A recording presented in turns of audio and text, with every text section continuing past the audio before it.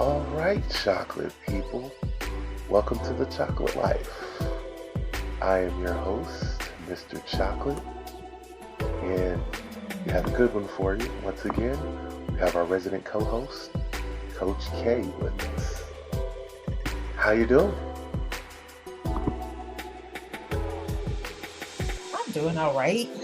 It's been a difficult week looking at all of the young people, but at the same time, I'm excited. I'm excited to see the young people in the street. I just am. As somebody would possibly say, happy than a person in boot camp, and I'm gonna leave that wide open. Man, Yes. whew, Well, sometimes we have to laugh at ourselves, but yes.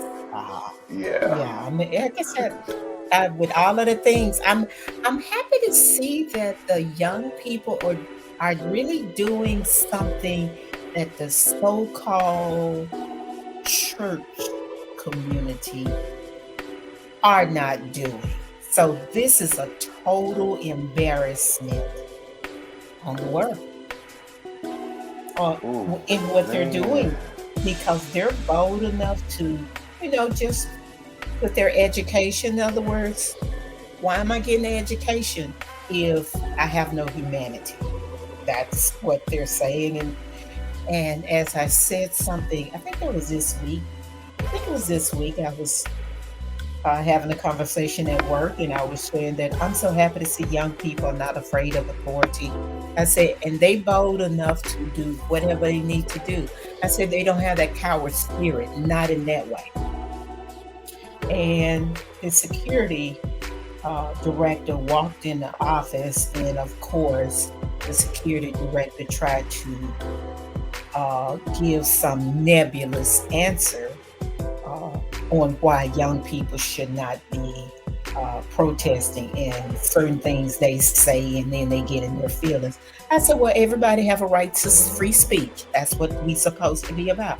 I said, but I've been in a country that right now is trying to tell the United States how to treat their young people.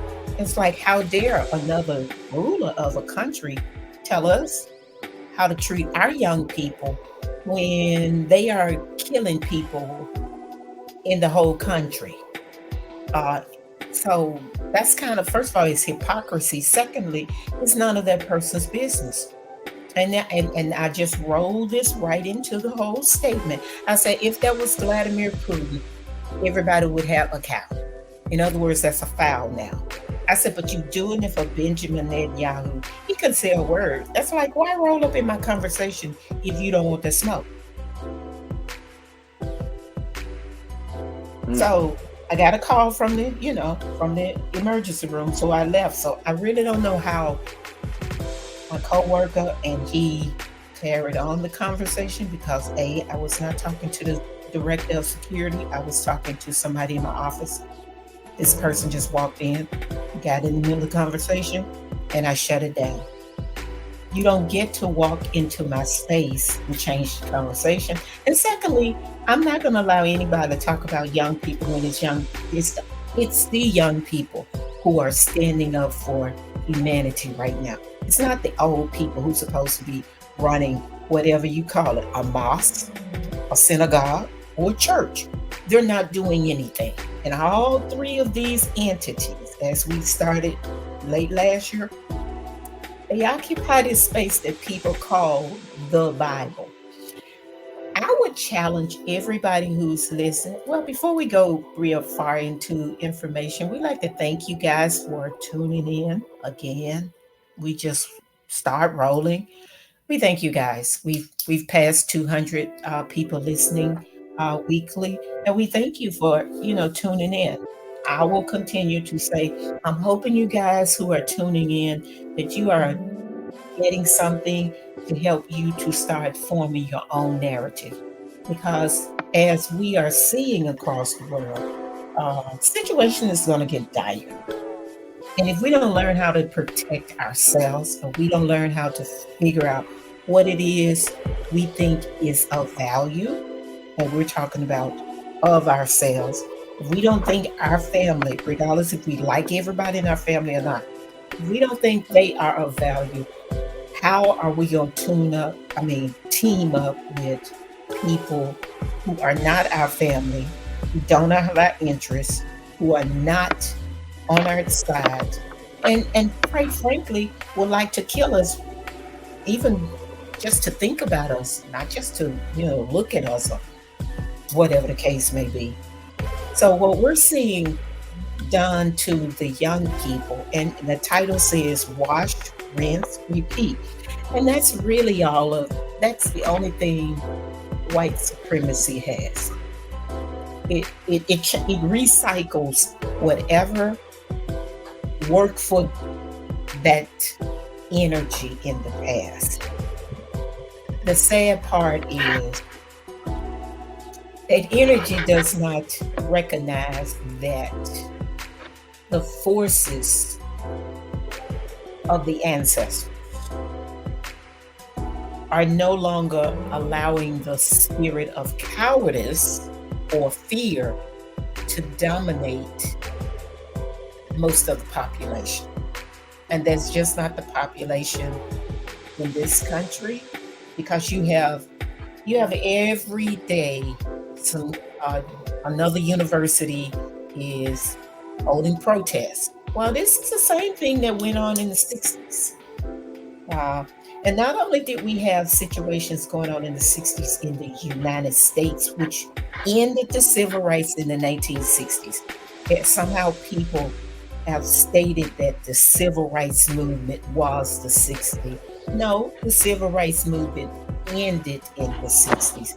The civil rights movement started right after World War I. That's when the civil rights movement started, because Black men were coming home to this segregated place we call America. If you guys hear me say the divided state, that because I'm retraining my brains, because this place has never been united, and I'm really refusing to continue to tell myself this is the United States. It may be America, but it's never been united. It's never done anything to help us. We have been in the belly of the beast, our ancestors, our elders, and they are the ones who laid the groundwork for what I'm doing, and hopefully what you're trying to do, and what you can teach the young people who are coming after you to do likewise. Because it's going to take this kind of energy to counter, because yes, this is a war, to counter this war that's coming up against us. And they're coming up against us on all sides. First of all, we got the United States government coming up against us. We got the state coming up against us. If you see all the police around the country, you see the police go in and tackle young people, tackle teachers, tackle old people, anybody who is protesting. They tackle them harder than they tackle anybody up there at the Capitol who was, tearing the windows down, spraying the police with bear spray and all kinds of stuff. So we see what they're aiming at. They're aiming to shut down voices that don't sound like whatever narrative, because the United States is ran by the corporation of America. Okay? This is the same mentality that ruled Rome when they killed Caesar. Okay? Yes, this is the same mentality, because when Caesar was killed, the elites wanted to set up a dictatorship, and he did. He just hadn't told them, so that was kind of blindsided, and they was not going to be blindsided. Well, the United States started with this mentality. They were called it escaped me. They came out of Europe, the Burgess, okay, House of Burgess. These are the people who came over here, and if we want to use titles that you use in a company or a corporation, these were the CEOs. They weren't the owners. The owners were the Virginia Company, the Massachusetts Bay Company, uh, the and there was another company, but these were the the uh, the money people who came over to this place and set up this regime. Okay, that formed what we now know as a country. So therefore, they were always trying to make sure that they got the most out of their money. And if we're going to look at the same dynamics that we talked about last week, when we were going over and Mr. Neely Fuller's um, 9 ways that racism affect this society, we can still see them playing out. And if you want to just look at them and a way to kind of develop your own narrative, although I'm talking about war and counter war, there is no way to talk about war without talking about the politics of war and economics, because that's what all of these wars have been about. The United States, and I'm just going to try to go back, but try to stay within 100 years, okay? Well, a little bit over 100 years. Starting when, because we're going to talk about world, because we're in a global society, and right now we all can see the global society at one time because we have social media. But back in the 1800s, when the last monarch of the Hungarian dynasty was assassinated, you listen to what I'm saying, he was assassinated. So forming your narrative is learning how to focus on what it is you're trying to achieve. Hopefully, we're trying to achieve a narrative for ourselves. And we're looking at war and counter war. We've always been trying to counter the wars because some of us were already here on this real estate. Some of us came over from the area they call South America.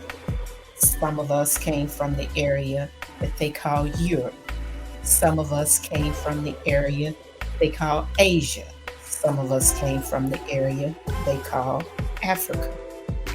But all of us who had very deeply melanated skin back in the 1800s learned how to work together. Now, I don't have to shift gears because we have to learn how to see all of this, because all of it is playing out. But frankly, all of it has always been playing out at the same time. We just have not been taught how to really look at it simultaneously.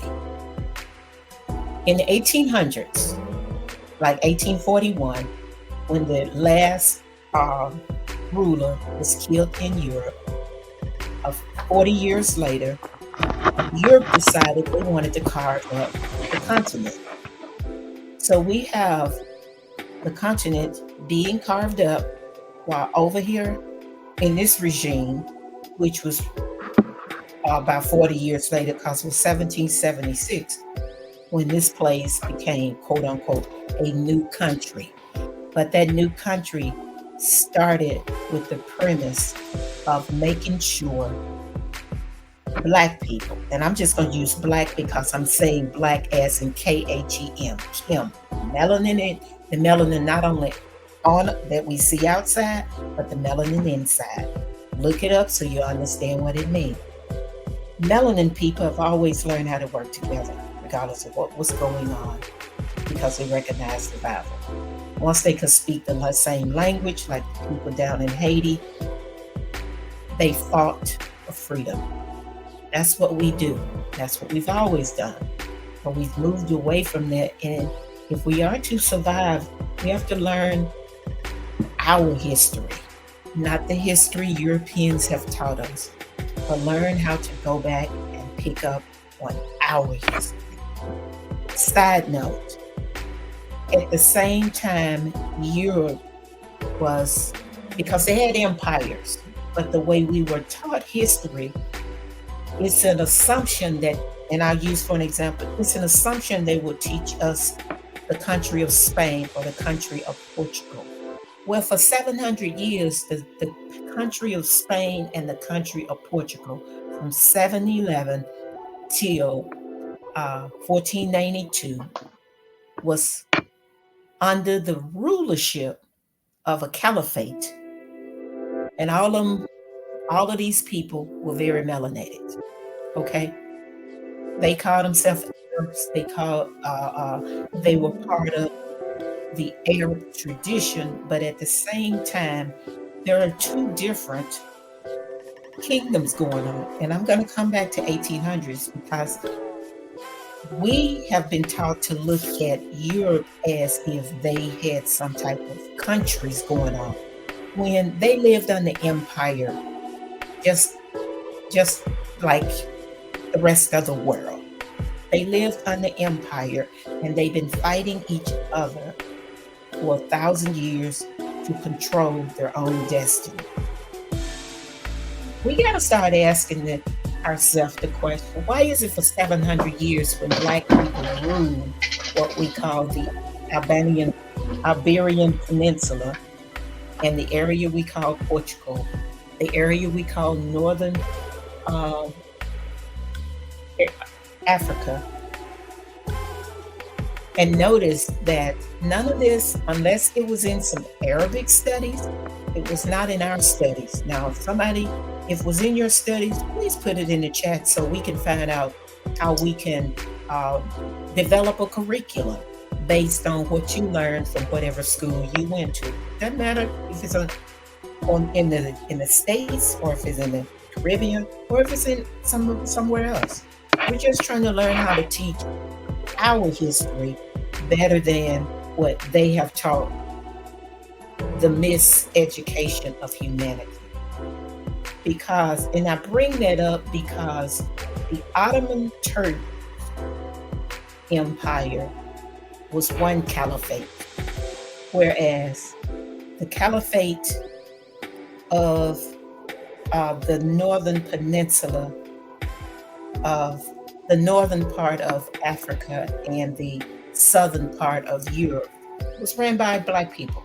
Okay, and these Black people, and I cannot pronounce their name, so I'm not going to butcher it because it's an Arabic name, but you can just look under what they call Moors. But Moors is a derogatory name in the sense that you're talking about Europeans distinguishing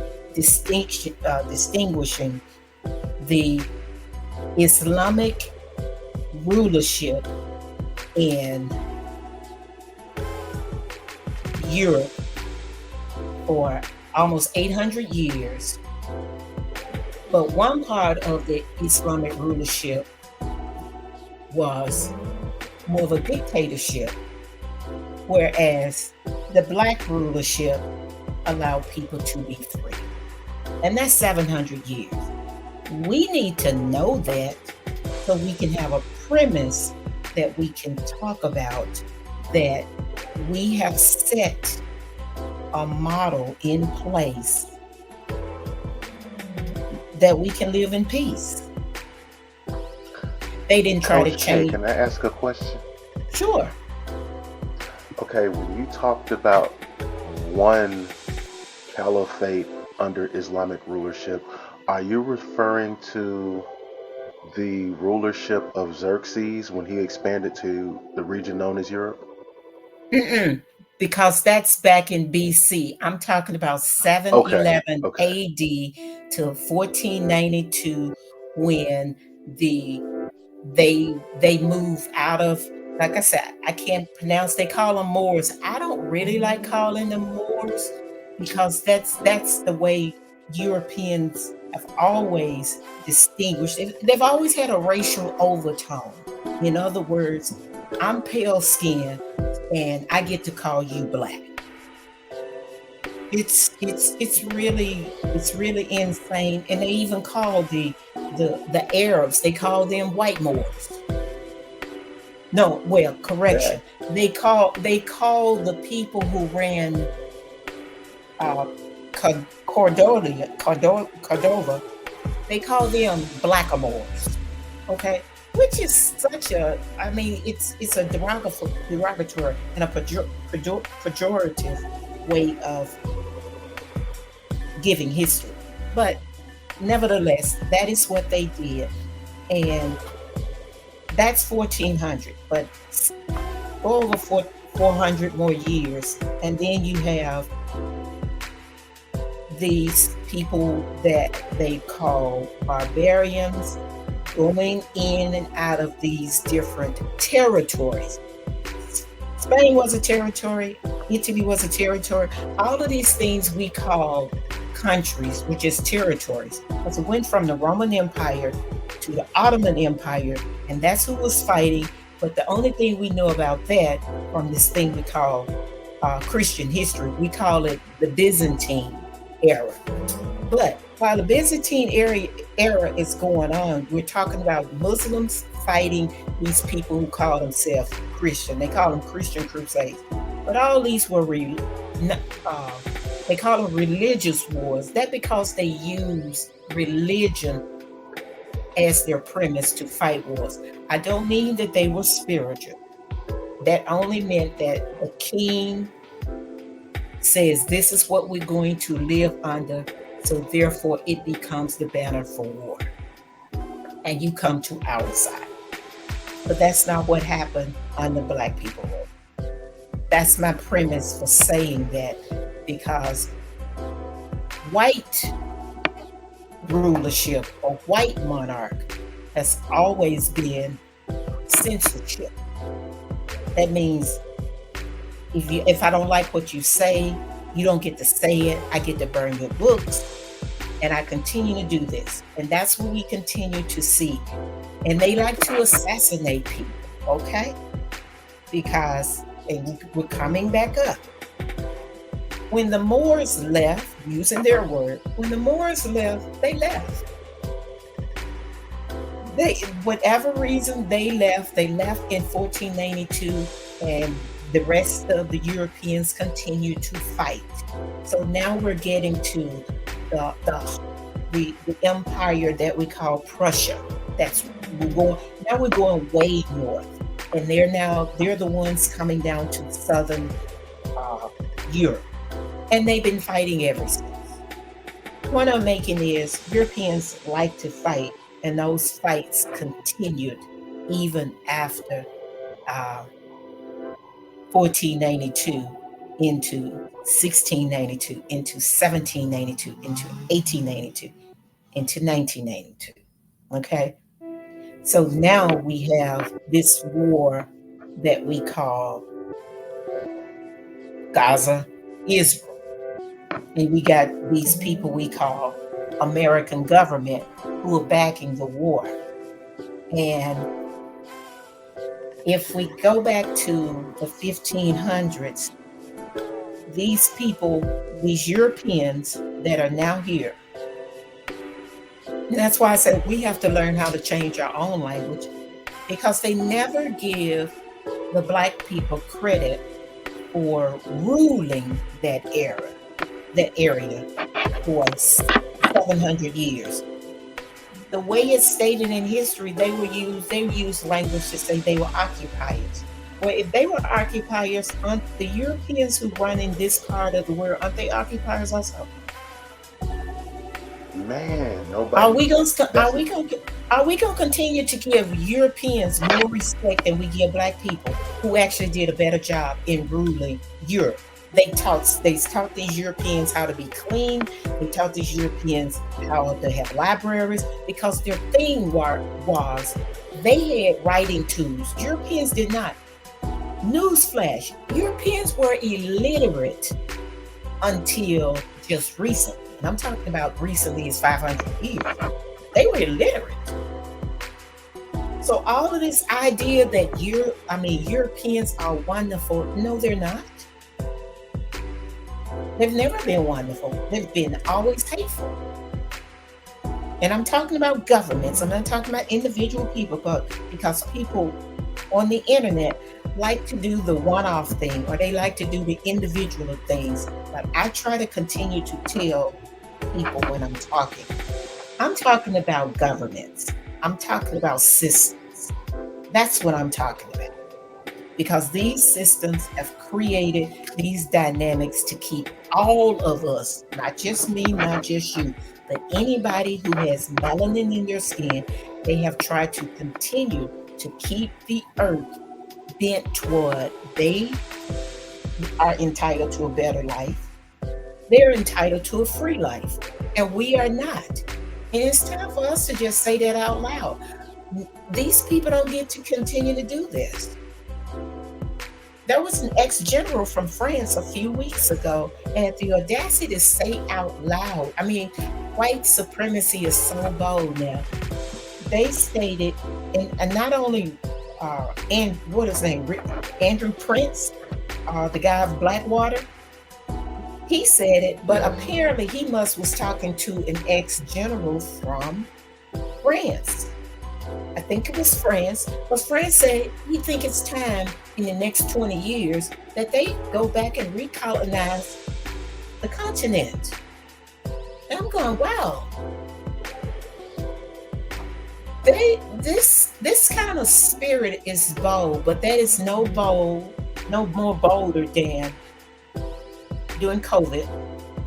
There were doctors who were French also, who stated, and they were not playing, these are doctors, so doctors, this would be a very crass joke if they were playing.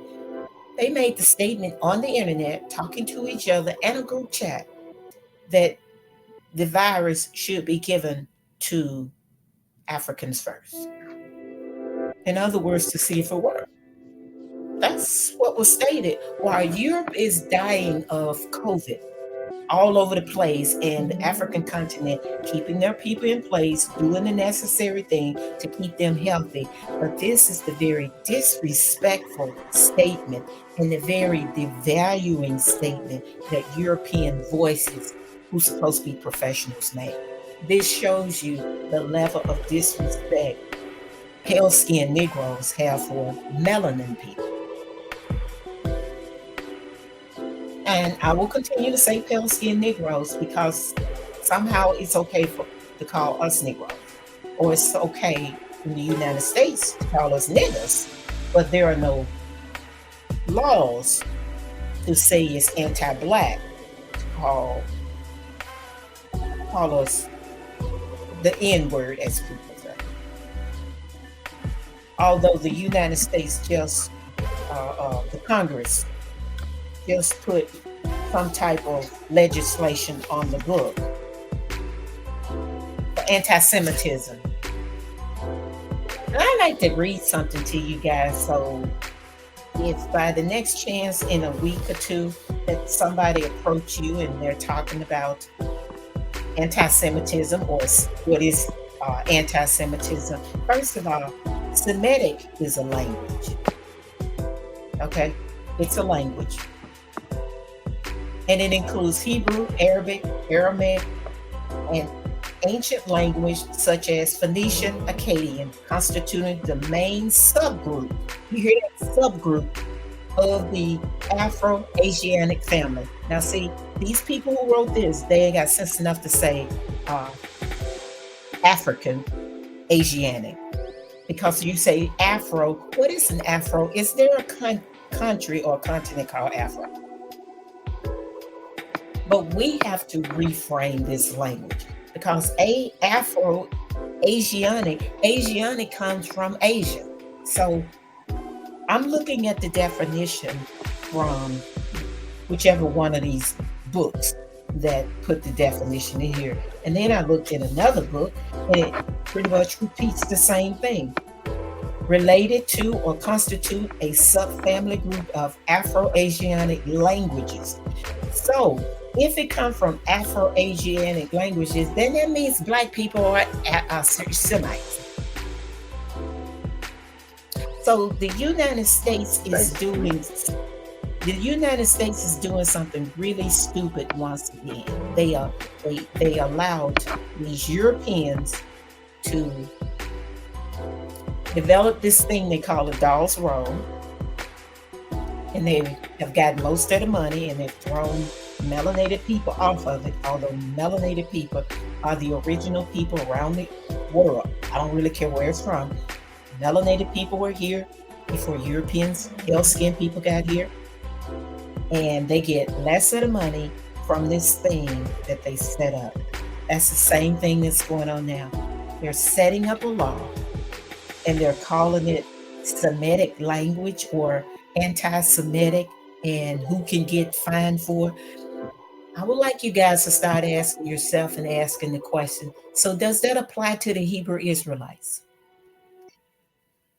They're Semitic people.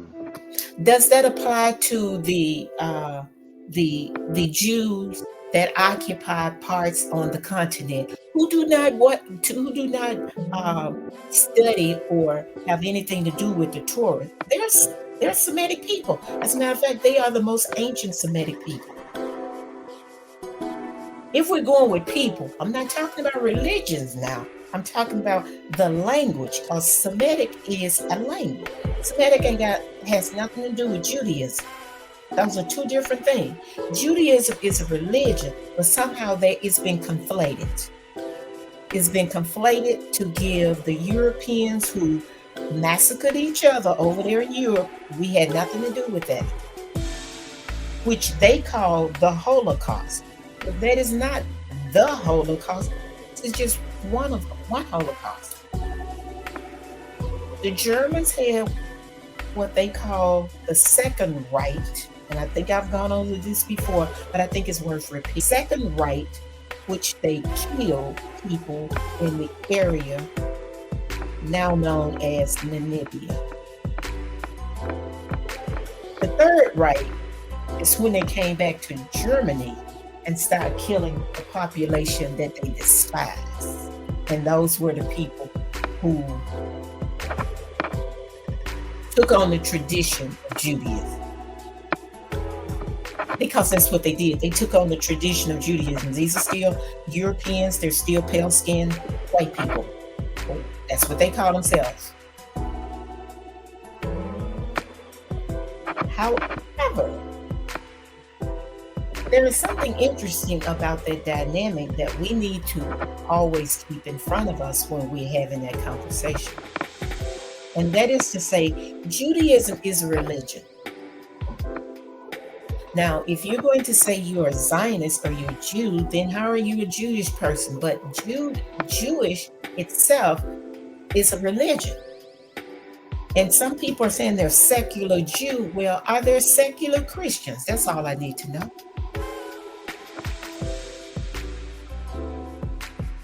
Most people say, no, you either a Christian or you're not. Or you either Jewish or you're not, meaning you are a practicing person. And these people who started this place, they call Israel now. They were called the Gestapo. They worked with the German government, and they went over to this place that was called Palestine, and they killed people before they got there. They didn't just start killing them after they got there. They killed them before they set up camp and started calling it a country. And they've been killing ever since. They killed the Count from Norway, who was supposed to be trying to broker a deal of peace. That's why I say it's important that we know all history, because while they're killing each other on the continent, they carved up, while they're killing each other in Europe, they also set up a rule in 1884 to carve up the continent. So now we got all kinds of world chaos created by Europeans.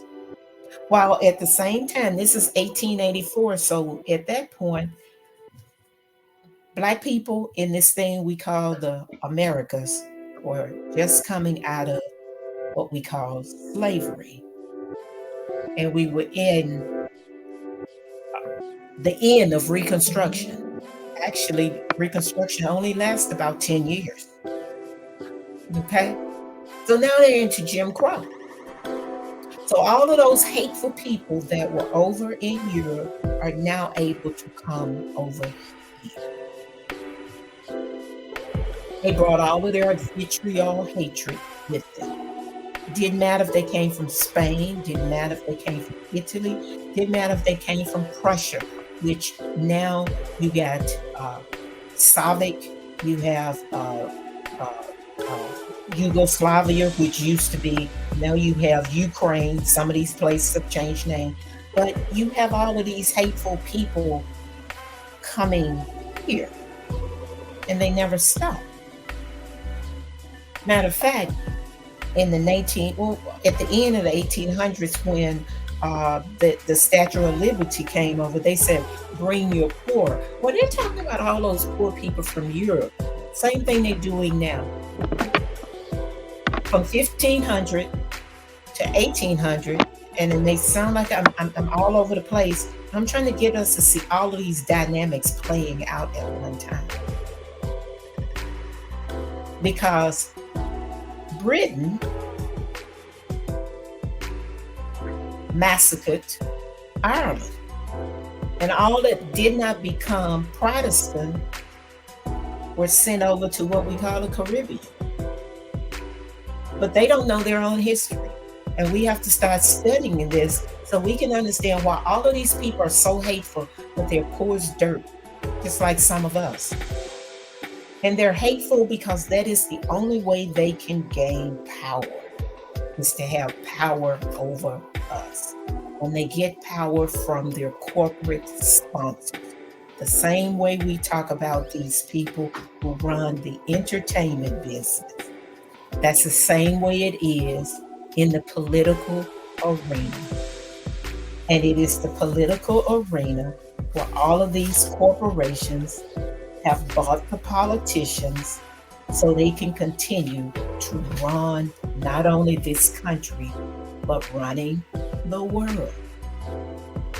So this becomes, like I said, it's a cycle.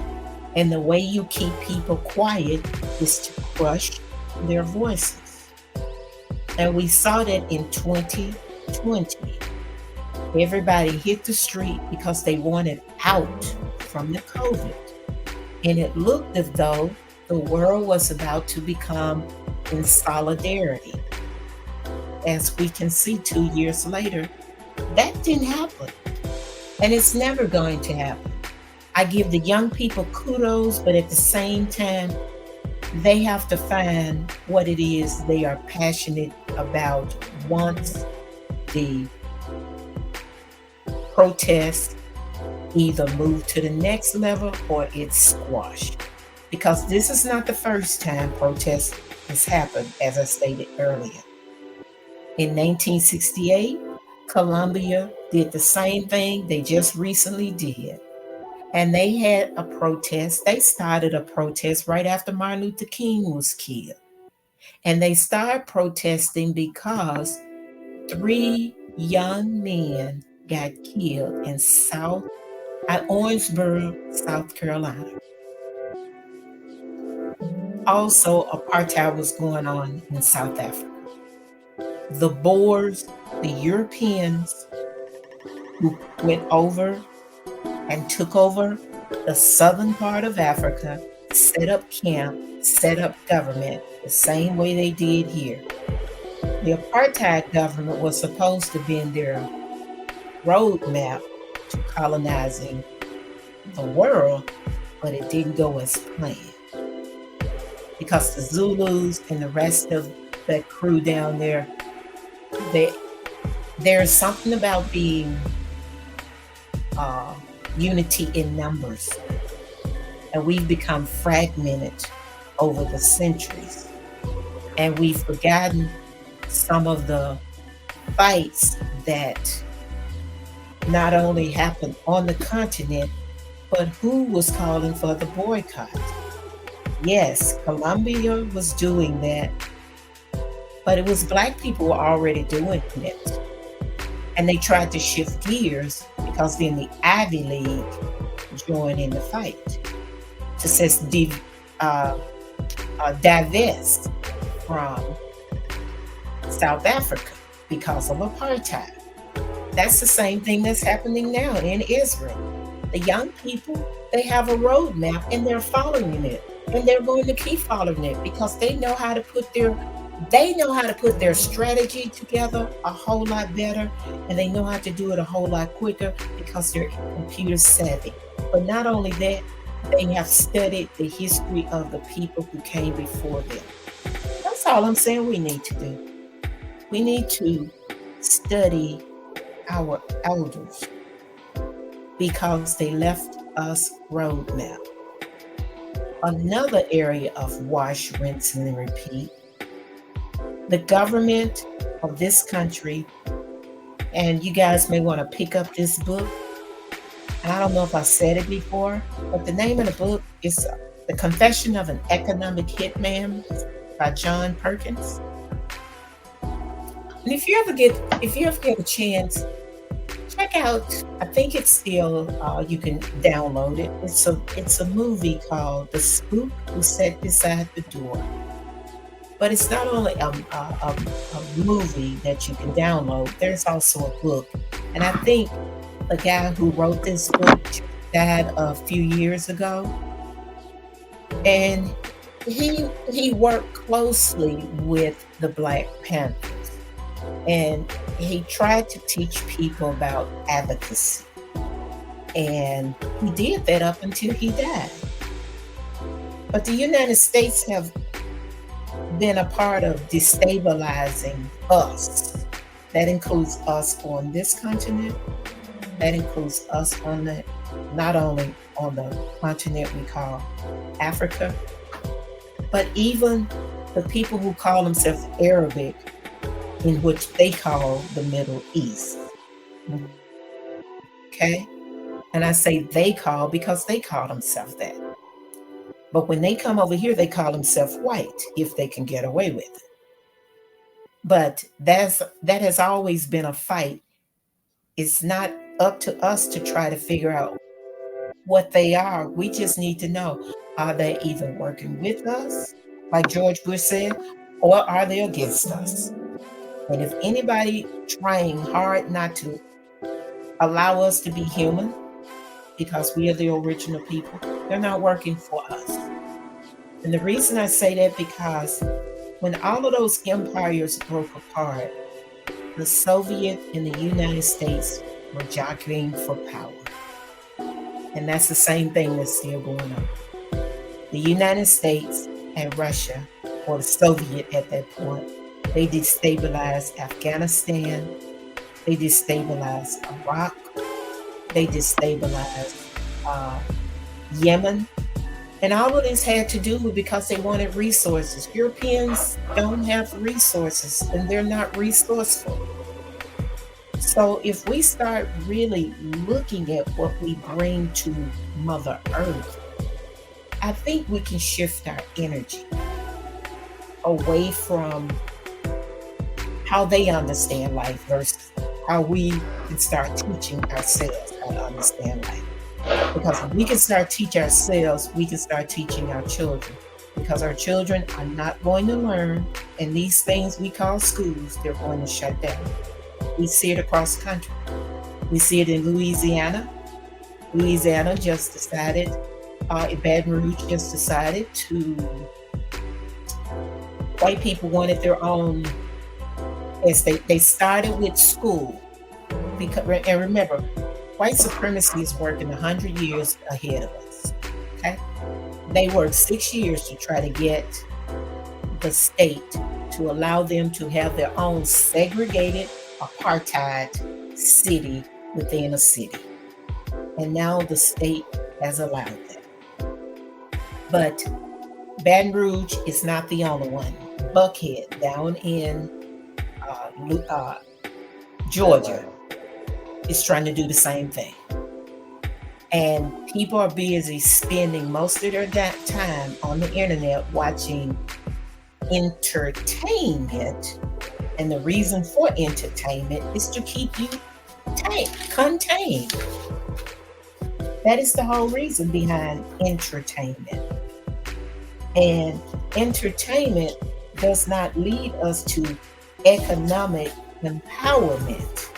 It leads the person who is making whatever that financial resource is, it leads them to that, not us. So it's up to us to try to redirect our energy in a different direction.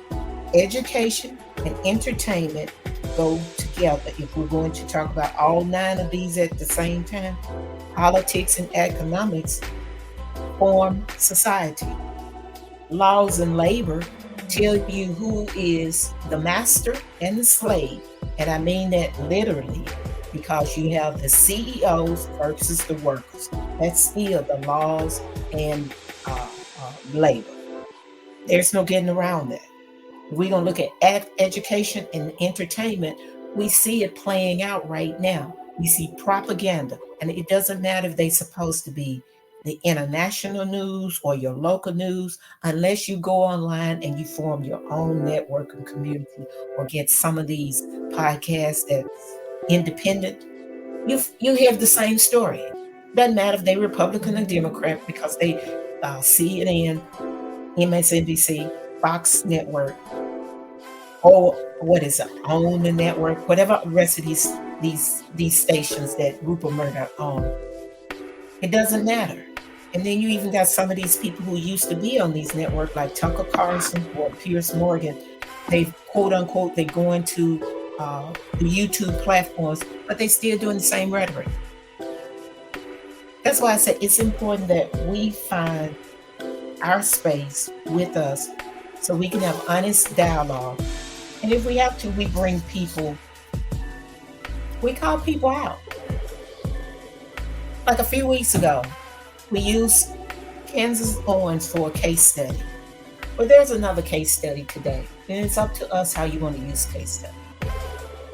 There are 2 men that I'm thinking of.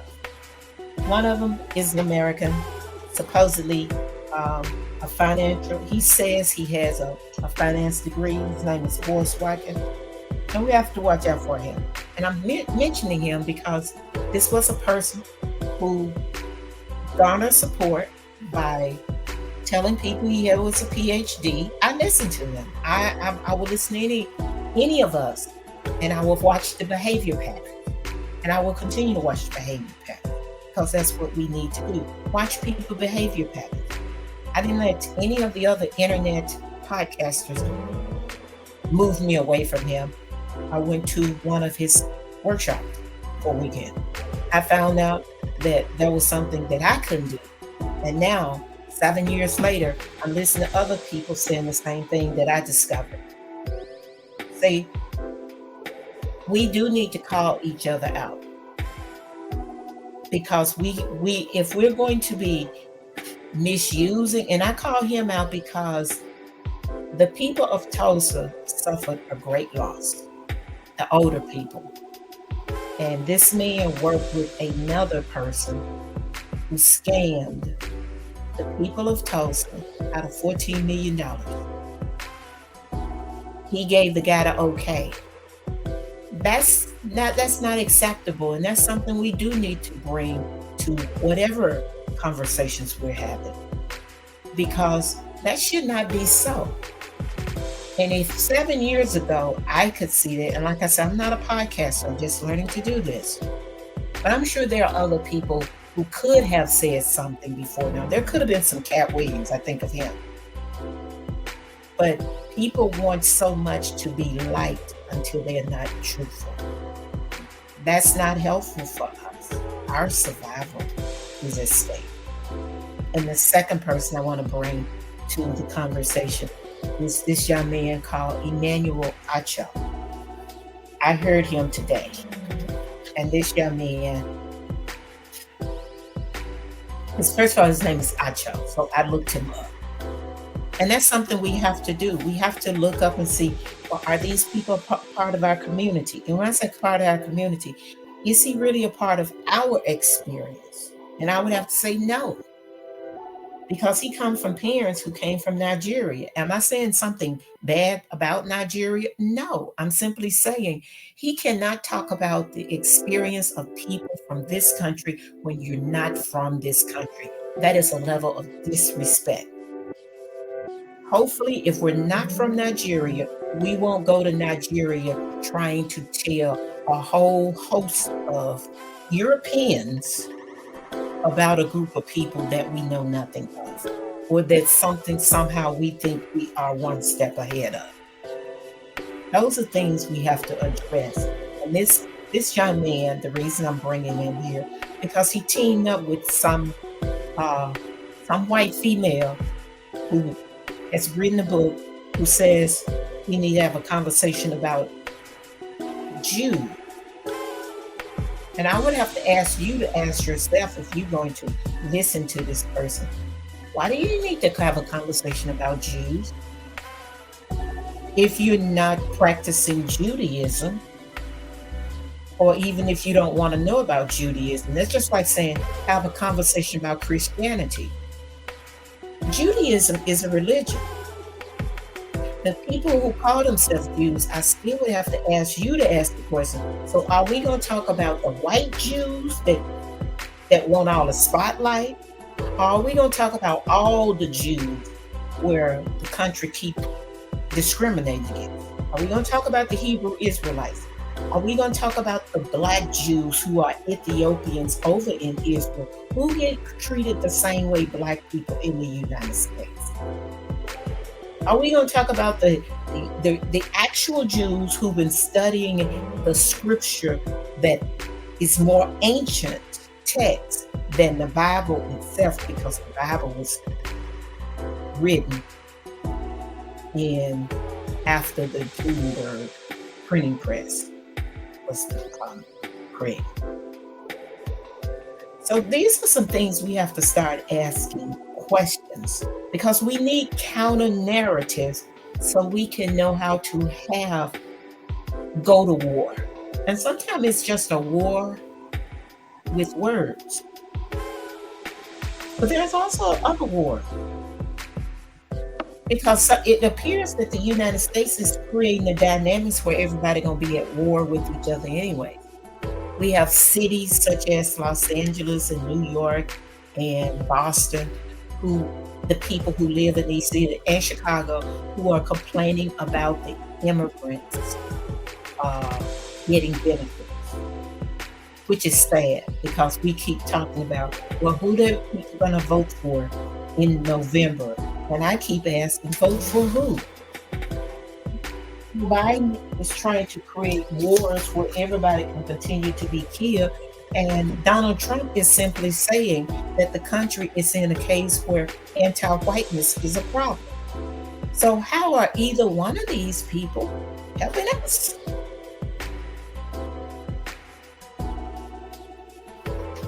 They're not. And before we end, I want you guys to think about whatever city you're in. Just look around and see, are your cities really helping Black people and poor people equally, or less than they're helping these illegal immigrants? And if they are, you have to start asking the question, why is that so? And who's benefiting from it? I'm going to let Mr. Chocolate give us a few cities who have decided that it's okay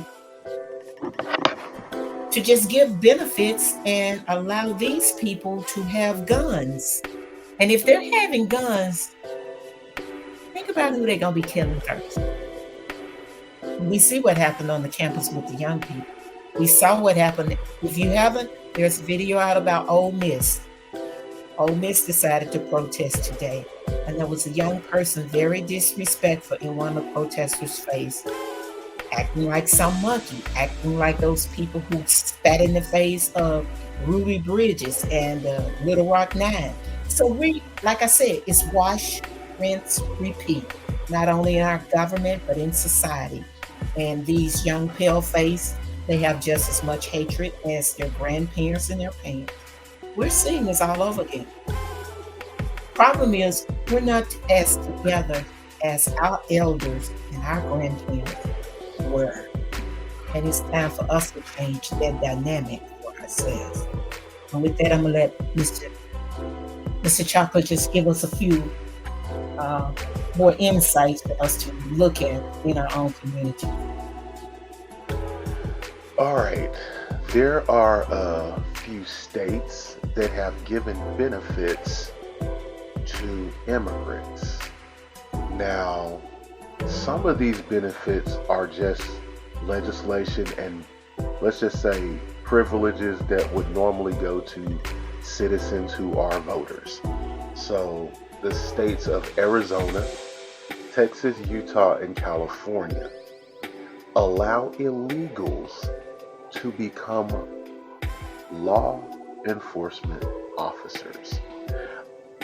Now, as far as I know, it's only at the local level, but it does not say anything about state or federal level officers. But as far as I know, on the local level, they can become police officers. Okay. Now, as far as health benefits, social benefits, as far as, child care, welfare, things of that nature, medical, all of that, the states of California, Washington, Oregon, New York, Illinois, and the District of Columbia, they have been giving food benefits and health care, as well as Social Security benefits and employment benefits, and just regular. Excuse me. Can I ask you a question? Yes, ma'am. So they be giving Social Security benefits and they illegal? I thought Social Security benefits were people who actually put money in Social Security. But go ahead. You are right. That is correct. That is what is happening. And if you want that information, you can get that from an article off kff.org.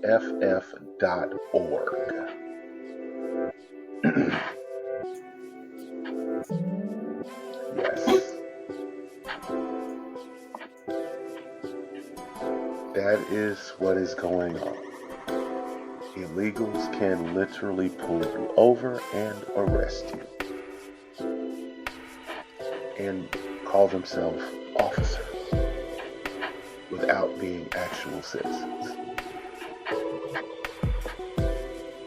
And see, audience, every week I'm hoping that we continue to become diligent in not just listening to us, but helping our young people to become more focused on how they can get themselves out of this after we're no longer here, because we're going to be the one to move the needle.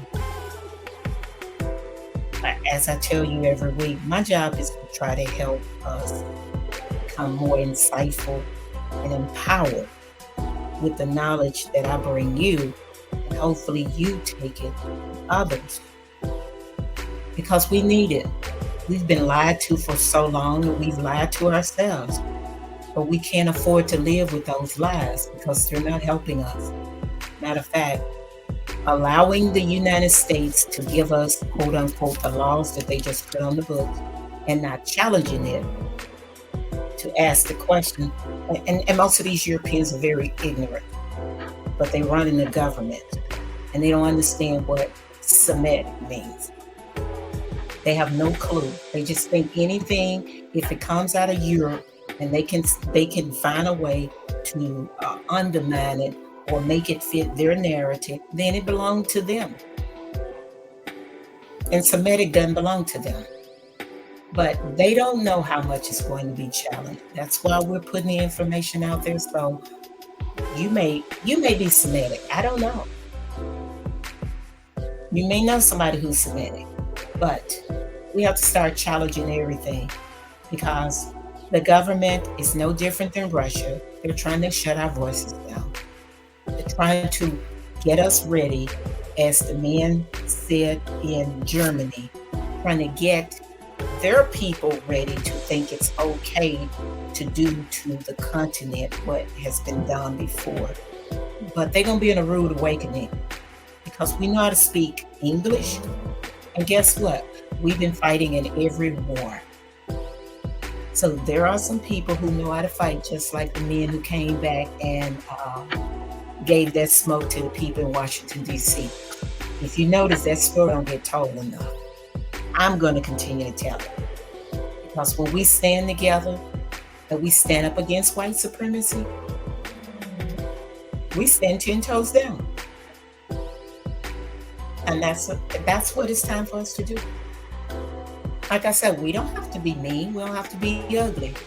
We have to be factual, and we have to be honest in our approach, and we have to be bold. And with that, I'm going to land my plane.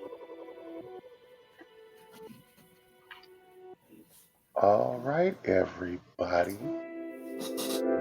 That was Coach K. And hopefully you took some notes and got some jewels out of the information. That is it for this week. You guys be safe, be vigilant. Please pay attention to what's happening around you. Stay ready so you don't have to get ready. All right, chocolate people, be safe and be vigilant. And enjoy your weekend. This is the Chocolate Life. Peace out, everybody. Be safe. Love you.